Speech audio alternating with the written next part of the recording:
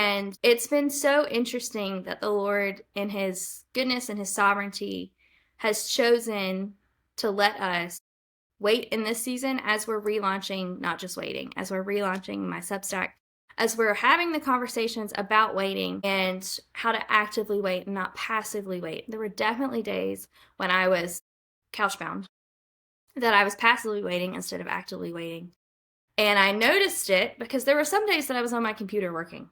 And then there were some days that I was laying on my couch watching an episode of this new show that I started to keep me awake post-surgery. And when we're in those seasons, both of those are good, but I can't just sit on my couch and watch a show for 6 weeks. That's not healthy. That's not productive. That's not what recovery is going to look like.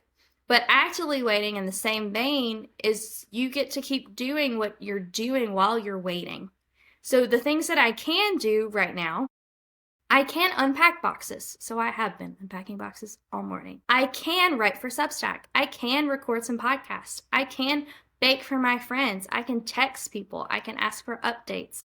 I can listen. I can share a cup of coffee. So the things that are holding me back aren't necessarily holding me back in the way that I think they are. They are teaching me to rest and to help and encourage and equip others in other ways that I never would have dreamed of if all I could do was pick up a box or pick up a child. And a lot of times I am the muscular, like, hey, how can we help? I've had 2 or 3 friends this summer move and I can't pick up boxes, but I did text and say, hey, do you need me to watch your kids? I can do that. Whereas before that, I would have been like, yeah, I'm going to go pick up boxes and somebody else can watch their kids while they move. And in this season, I get to be the person that gets to watch the kids. And it has been so interesting to me to learn how to redo things and do things in a different manner. So a couple weeks ago, we got the privilege of watching some of our friends' littlest foster loves. We were watching an 18-month-old and a 5-year-old, and many times it's instinct to just pick them up and be like, okay, like, let me console you. And these children, like the 5-year-old weighs as much as a 5-year-old does, which is way more than 30 pounds. And the 18-month-old weighs right at 30 pounds, and they had stairs at their house.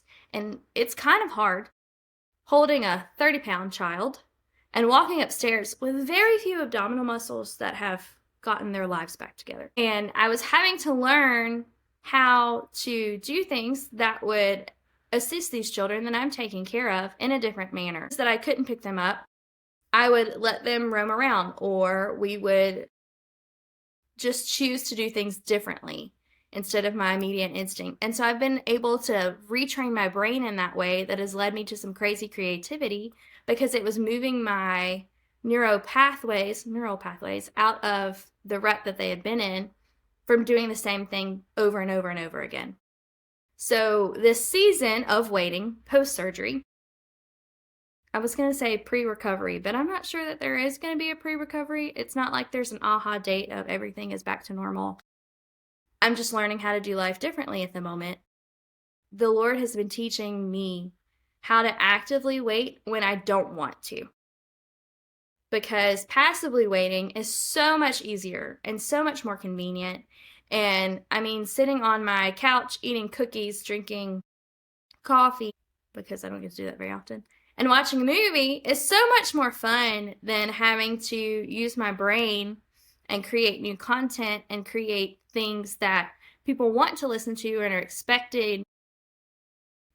I don't want to say expecting. That people want to listen to and are encouraging to them in a season that's not all the way encouraging for me has been hard. But that's what the Lord has called me to.